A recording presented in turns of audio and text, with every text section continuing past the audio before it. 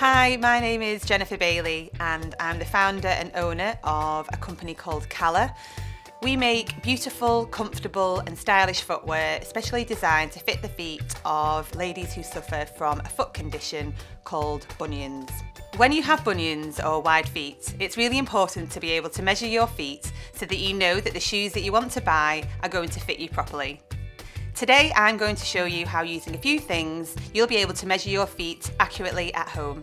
The first thing that you need to do is to measure your shoe size. There are two ways of doing this. On the Calla Shoes website you can download a PDF of a foot measurement chart. When you print the foot measurement chart out, you'll need to make sure that your computer has printed it to the correct size. And there is a little centimetre ruler on the page that you can use against your own ruler or your own measuring tape, and this will tell you if it's measured to the correct size. The printable guide on the Calla Shoes website is in UK sizing, but we do have a table on the website which has the conversions to EU and US sizing as well.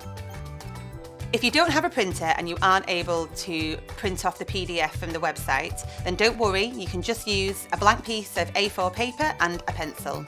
When you're measuring your feet, either with the guide or with a blank piece of paper, it's really important that you do it stood up. This is because the weight of your body will make your feet slightly wider when you're stood up than when you're sat down. If you're using the printable guide, you need to fold along the dotted edge on the printed out piece of paper, put it against a wall and stand on the piece of paper, preferably on a firm surface. Using the guide, you'll need to make sure that your heel touches the wall where the paper is and that you're measuring up until the point where the big toe is at its longest. The number that corresponds to where your big toe touches is your shoe size. If you're using a blank piece of paper, stand up on the piece of paper, again preferably on a firm surface, and draw around the outline of your foot. Again, getting somebody else to help you to do this might be a good idea.